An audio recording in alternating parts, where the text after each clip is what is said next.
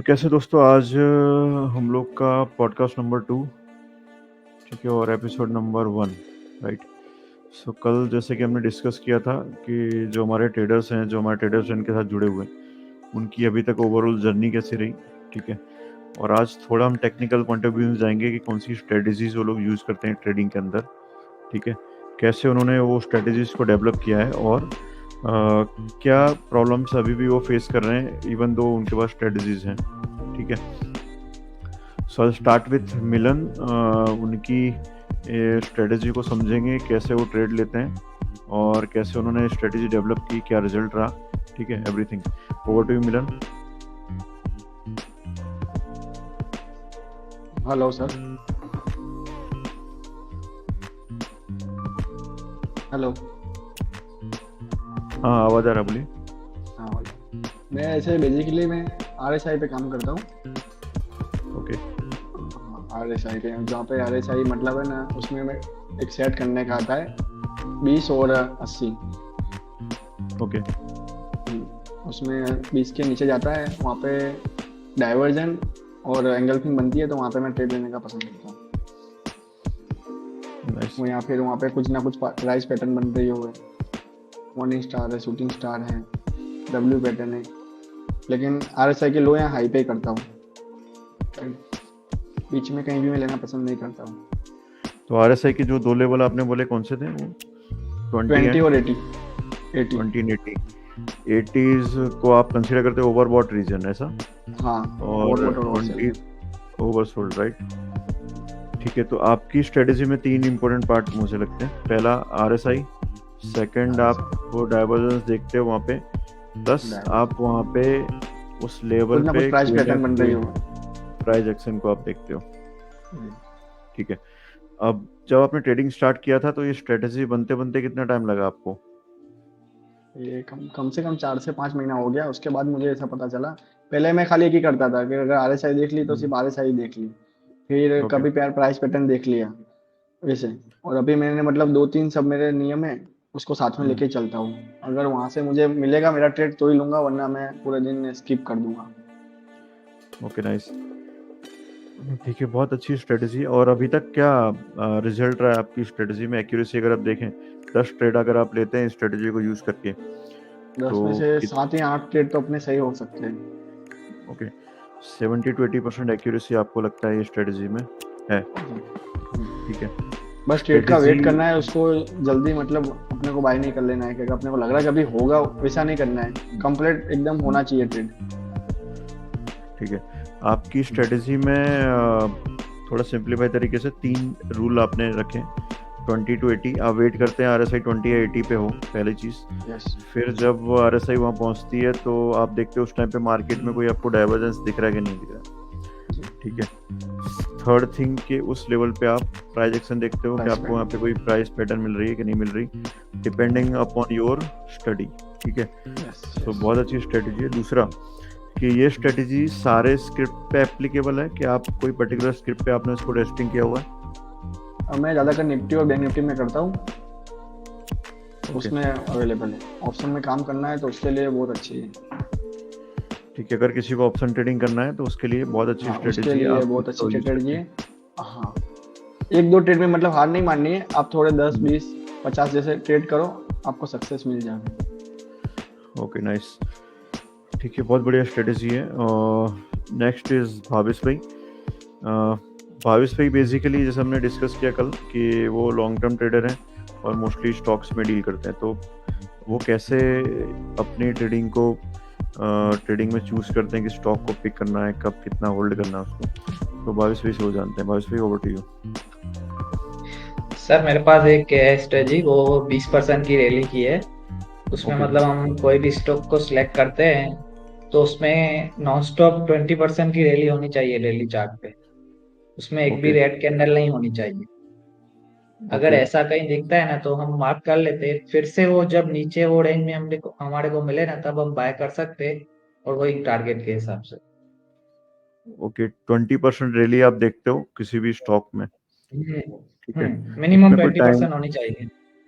ठीक है, वो 20% कितने टाइम फ्रेम में आप देखते हो बेसिकली?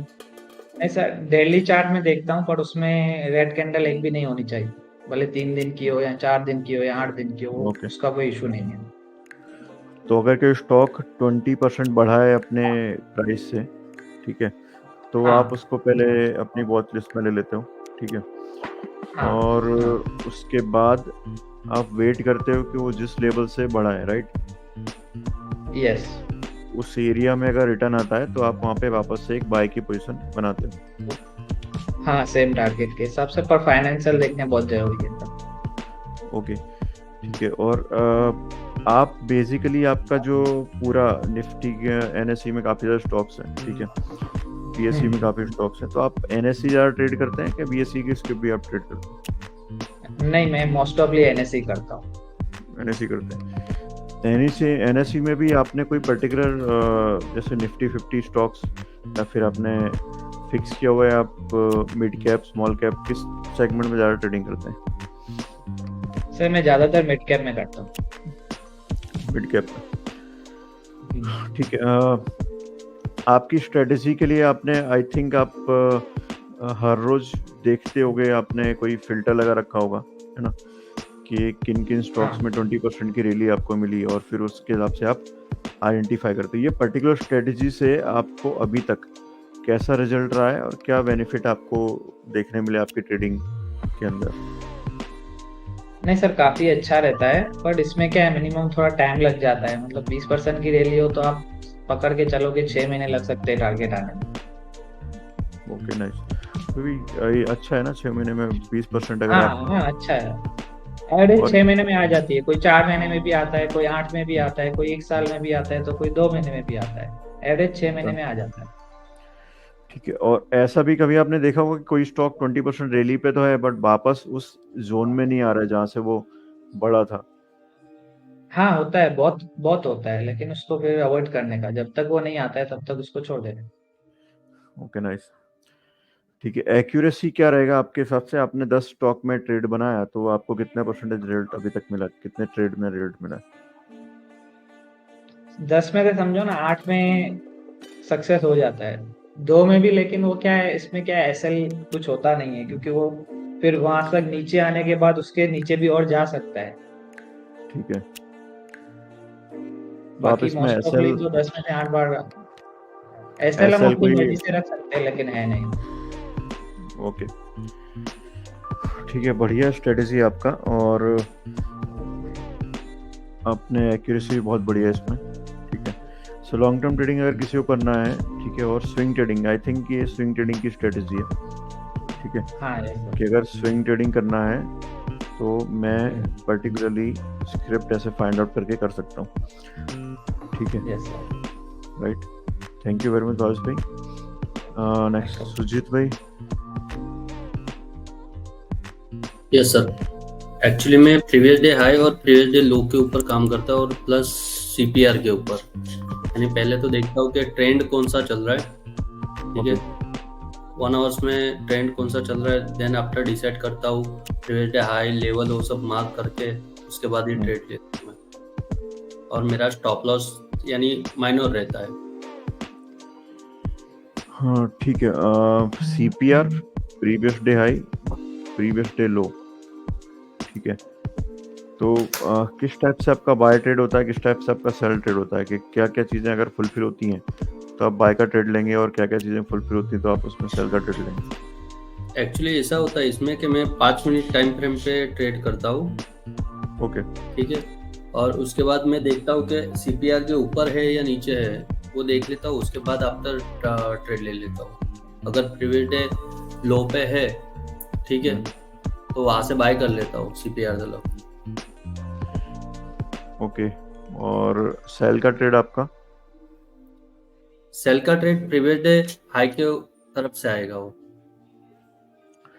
ठीक है, सो बेसिकली अगर मैं एक्सप्लेन करूं इसको, तो सीपीआर स्ट्रेटजी में आपने 3 लेवल मार्क कर रखे हैं, तो टेक्निकली आप मार्केट की एक रेंज आपने डिसाइड करी है कि this is a range previous day high and previous day लो, और सीपीआर एक एवरेज पॉइंट है, एवरेज ठीक है। पॉइंट है। अगर प्राइस एवरेज पॉइंट से नीचे ट्रेड कर रही है तो आप प्रीवियस डे लो पे उसके अंदर एक बाय की एंट्री लेंगे, बाय और के ठीक है, सो ये जो स्ट्रेटजी है बेसिकली थोड़ा डिटेल में अगर बता दूं इसके बारे में, कि किसी भी प्राइस का एक पैटर्न होता है कि वो हमेशा उसकी मीन वैल्यू पे आके जाती है, ठीक है।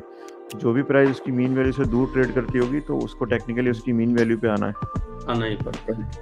सो स्ट्रेटजी काफ़ी अच्छा काम करती है। मैं पर्सनली भी स्ट्रेटजी को यूज़ करता हूँ, राइट। कि आप अगर CPR and previous day low and previous day high इनको मार्क करके अगर आप देखते हो projection at previous day low and previous day high, ऐसा ज़रूरी नहीं है कि मार्केट रोज लो से हाई पे आएगा या हाई से लो पे CPR पे जाएगा, ठीक है।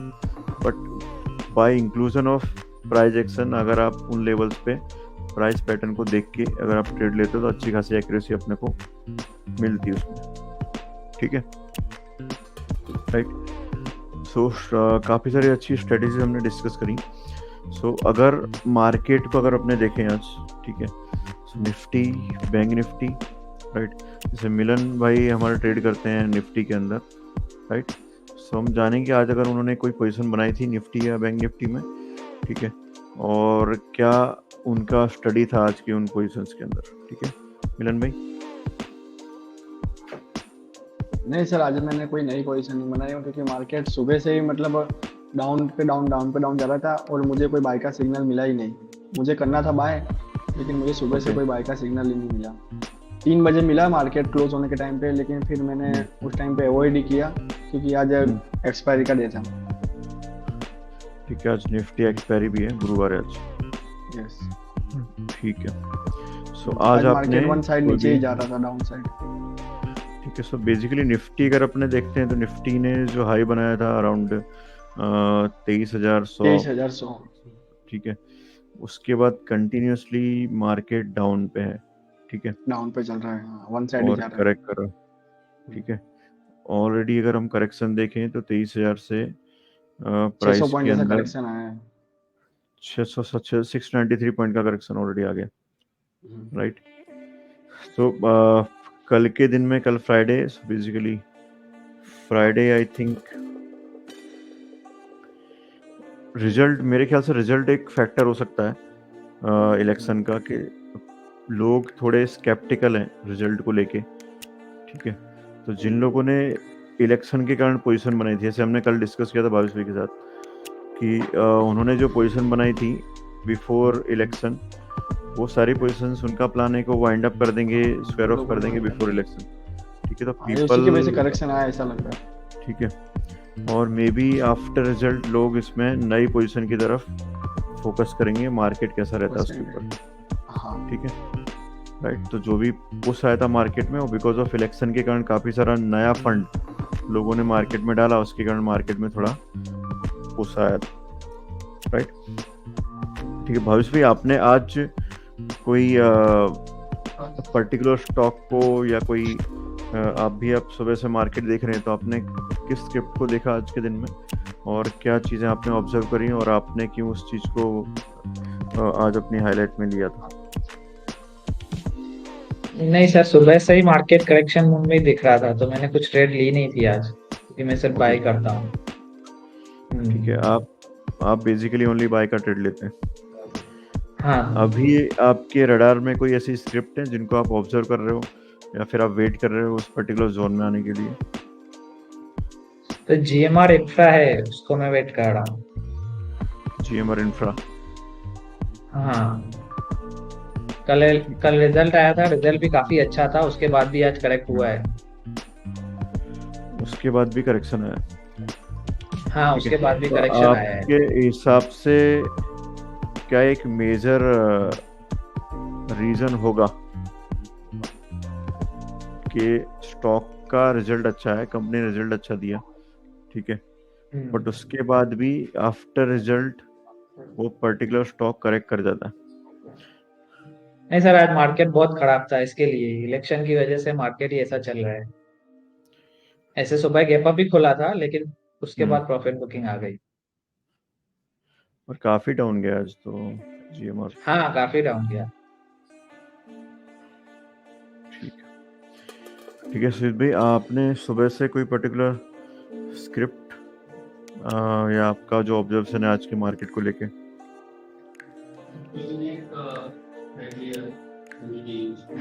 बाइक। मैंने एनजेडी यूएसडी में एक सुबह मॉर्निंग में ट्रेड लिया था। Okay, NZD USD. ओके, कैसा रहा आपका वो ट्रेड? सीपीआर लेवल से नीचे लो पे ट्रेड लिया था, फिर बाद में निकाल भी दिया था तुरंत, यानी 5 मिनट की स्कैल्पिंग की थी सर मैंने, तो अच्छा खासा रिजल्ट भी आया उसमें। प्रीवियस डे लो के नीचे ट्रेड किया कर रहा था वो ट्रेड। ओके, ठीक है। सो बेसिकली अभी मार्केट बिकॉज ऑफ इलेक्शन हम थोड़े ऑब्जर्वेशन मोड पे हैं, ठीक है। जैसा कि मैं देख पा रहा हूँ कि आफ्टर रिजल्ट मार्केट कैसा रहता है। पहले तो रिजल्ट क्या आता है, ठीक है। दूसरा कि आफ्टर रिजल्ट मार्केट कैसा रहता है। उसके बाद अभी जो पीरियड है वो थोड़ा स्केप्टिकल होके ट्रेड करने का है, राइट। जो पोजीशंस हम बना रहे हैं उन पोजीशंस में ज़्यादा दिन रहने जैसा नहीं है because of election. Volatile market रहेगा, कोई भी नेगेटिव और पॉजिटिव न्यूज़ आएगा तो मार्केट उसको बहुत हैविली रिएक्ट करेगा उसके ऊपर, ठीक है। So that is a thing. So एक लास्ट क्वेश्चन जो मेरे माइंड में है, इंडिविजुअली मैं सबसे पूछना चाहता हूँ कि एक ट्रेडर की लाइफ में स्ट्रेटजी कितना इम्पोर्टेंट होती है। आई स्टार्ट विथ मिलन भाई कि जब उन्होंने उनकी ट्रेडिंग की जर्नी स्टार्ट करी तो स्ट्रेटजी ने कितना बड़ा रोल प्ले किया है उसको स्मूथ बनाने में। जब मैंने स्टार्ट किया था तब तो मैं कोई स्ट्रेटजी यूज नहीं करता था, लेकिन अभी मैंने मतलब 1 साल से मैं स्ट्रेटजी के भी काम करता हूँ, उसके सिवाय काम ही नहीं करता हूँ। उससे इतना मतलब अपने को बेनिफिट होता है कि जो अपने पे रेगुलर ट्रेड मारते हैं वो बिना कुछ सोचे समझे मार देते हैं, लेकिन अभी इतना है कि अपने थोड़ा एक्यूरेट ट्रेड ही मार सकते हैं। इसमें अगर तुम रेगुलर काम करोगे एक ही स्ट्रेटजी पे तो वो आपको रिजल्ट अच्छा देगी। अगर स्ट्रेटजी बार बार चेंज करते रहे कि आज काम की कल नहीं की, हर बार स्ट्रेटजी अलग अलग लगाई, तो फिर अपना रेशियो कम हो जाएगा प्रॉफिट का। ठीक है। सो 2 लर्निंग इसके अंदर है। पहली चीज़ कि आपने जो स्ट्रेटजी बनाई है, बिना स्ट्रेटजी का ट्रेडिंग नहीं करना है। इट्स लाइक कि आपके पास कोई प्लान नहीं है, आप जस्ट ट्रेडिंग करे जा रहे हैं, हाँ, ठीक है। जस्ट ट्रेडिंग करेंगे, राइट। बिना प्लान के कोई एक्टिविटी नहीं होती, तो ट्रेडिंग भी बिना प्लान के पॉसिबल नहीं है, ठीक है। तो strategy is that part of the plan. Second thing कि आपके पास अगर स्ट्रेटजी है एक बार, तो आपको स्ट्रेटजी को टाइम देना पड़ेगा, राइट। अगर उस स्ट्रेटजी को आज आपने अप्लाई किया और 2 दिन 3 दिन तक मे बी उसके अंदर आपको ट्रेड नहीं मिल रहे, तो आपको अपना पेशेंस जो है ना उसको खोना नहीं है, आपको वेट करना है। आपकी स्ट्रेटजी लॉन्ग टर्म के लिए होती है, राइट। और मैं यूजुअली यही बोलता हूँ कि किसी भी स्ट्रेटजी को टेस्टिंग करने के लिए या तो एट दी एंड आपको 6 महीने का डेटा आपके पास होना चाहिए बैक टेस्टिंग के लिए, और या तो आप उसको 100 ट्रेड्स पर अप्लाई करें। आपने सारे रूल्स फॉलो करने के बाद अगर आपने 100 ट्रेड करे उस स्ट्रेटजी से तो आपको रिजल्ट मिलेगा, ठीक है। थैंक यू मिलन भाई। भावेश भाई। सर स्ट्रेटजी तो बहुत जरूरी है, क्योंकि उसके बिना फिर ऐसे ही ट्रेड करेंगे तो मजा नहीं आएगा, लेकिन और उसकी एक्यूरेसी भी कंप्लीट होनी चाहिए। बाकी बिना एक्यूरेसी के तो ऐसे ही ट्रेड करेंगे तो कोई फायदा नहीं होगा। और ये जो मैंने की है उस पर मैंने काफी मेहनत की थी। 6 महीने तो मैंने सिर्फ खाली चार्ट पे सब ड्राइंग करके रखता था, ट्रेड नहीं लेता था। तो 6 महीने के बाद जब मैंने चेक किया ना तो उसकी एक्यूरेसी ज्यादा लगी, इसके बाद ही मैंने चालू किया ट्रेड करना। प्रॉपर बैक टेस्टिंग आपने किया हुआ है ये पर्टिकुलर स्ट्रेटजी के ऊपर? हाँ हाँ, पहले ही मैंने बैक टेस्ट कर लिया था, उसके बाद भी मैंने 6 महीने तक तो उसको देखा, सिर्फ वॉच किया था। ठीक है, वेरी गुड। आप स्क्रिप्ट में ज़्यादा ट्रेड करते हैं, ठीक है, राइट। तो इससे जब मैं ट्रेडिंग की जर्नी स्टार्ट कर रहा था तो मैं भी स्टॉक्स में ट्रेड करता था, ऑप्शंस एंड फ्यूचर्स में इतना मैं घुसता नहीं था, ठीक है। तो उस टाइम पे मुझे लगता था कि बिकॉज ऑफ मार्जिन अच्छा देते थे ब्रोकर, या फिर जो मैं लो फंड में मैं इतने सारे स्टॉक आप उठा सकते थे, जिसके कारण जो लिक्विडिटी थी वो स्टॉक्स में बेटर थी, ठीक है। अभी मैं 1 वीक पहले एक आर्टिकल पढ़ा था जिसमें था कि इंडियन स्टॉक मार्केट में जो स्क्रिप्ट्स हैं उनके अंदर से लिक्विडिटी खत्म होके लिक्विडिटी जा रही है F&O के अंदर, राइट। तो अगर लिक्विडिटी स्किप में से निकल जाएगी तो एट द एंड जो एफ एंड ओ तो इसका डेरिवेटिव है, ठीक है।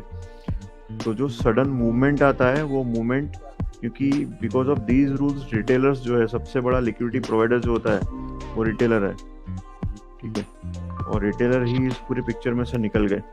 तो I just want to know कि आपका 5 से 6 साल का एक्सपीरियंस है, तो सेबी के रूल जो आए हैं 2 से 3 साल में, ठीक है, उसके बाद आपने कोई पैटर्न ऑब्जर्व करी है कि उसका क्या रिजल्ट आ रहा है इक्विटीज के अंदर आपके हिसाब से?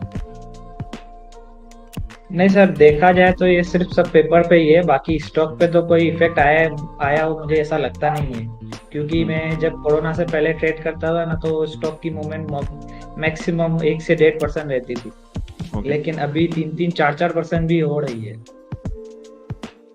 ओके।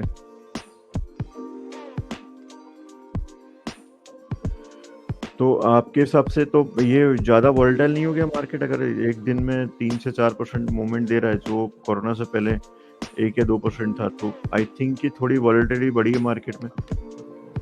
हाँ सर, बिल्कुल बढ़ी है, वॉलेटिलिटी तो बढ़ी है, लेकिन कमाने का मौका सर उसमें ही मिलता है ना। ठीक है। सो एक ट्रेडर के लिए अच्छी अपॉर्चुनिटी है, राइट, कि Yes, जो मार्केट खड़ा रहता था एक जगह पे, राइट, ज़्यादा मूवमेंट नहीं मिलता था, वो मूवमेंट बढ़ गया है अभी स्क्रिप्ट्स के अंदर, सर। ठीक है, वेरी गुड। और दूसरे में जो दूसरे ट्रेडर्स जो हमें सुन रहे हैं उनको मैं बोलना चाहूँगा कि अभी एफ एंड ओ को छोड़ के जब भी आप ट्रेडिंग स्टार्ट करते हो तो यू एक्सप्लोर जो हमारा कैश मार्केट है, इक्विटी मार्केट है, उसके अंदर पोजीशंस बनाए, छोटी छोटी पोजीशंस बनाए, और उसके अंदर एक बार मार्केट में खड़ा रहना सीखें, राइट। जब आपके अंदर वो पेशेंस आ जाएगा, जैसे कल आई थिंक भावेश भाई ने बोला था बहुत अच्छी बात कि एक बार अगर कोई एफ एंड ओ में चला गया स्टार्टिंग से ही, तो उसके लिए इक्विटी या कैश मार्केट में आना बहुत डिफिकल्ट होता है, ठीक है, राइट। इट्स लाइक कि आप एक बार फरारी चलाने लगे तो आपके लिए आपको अल्टो में मजा नहीं आएगा, राइट, बट फरारी में एक्सीडेंट करोगे तो कुछ बचेगा नहीं। तो आई थिंक तो रोड पे चलने के लिए पहले अल्टो में प्रैक्टिस करनी पड़ेगी, और उसके बाद फिर आपको अपनी स्किल के हिसाब से आपको मार्केट एक्सप्लोर करना है, ठीक है। सो बहुत अच्छा लगा आपसे बात करके, राइट। कल के सेशन में फिर मिलते हैं, ठीक है। और कल फ्राइडे और इलेक्शन गेम के रिजल्ट में भी 2 या 3 दिन ही बाकी है, तो थोड़ा हम डिटेल में डिस्कस करेंगे कि अगर इलेक्शन का रिजल्ट क्या रहता है, और हम नेक्स्ट वीक के लिए लेवल्स क्या है हमारे पास, ठीक है। तो निफ्टी, बैंक निफ्टी और जो फिन निफ्टी, 3 इंडेक्स के इंपॉर्टेंट लेवल्स हम देखेंगे नेक्स्ट वीक के लिए, ठीक है, right. Thank you very much, मिलते हैं। Thank you sir.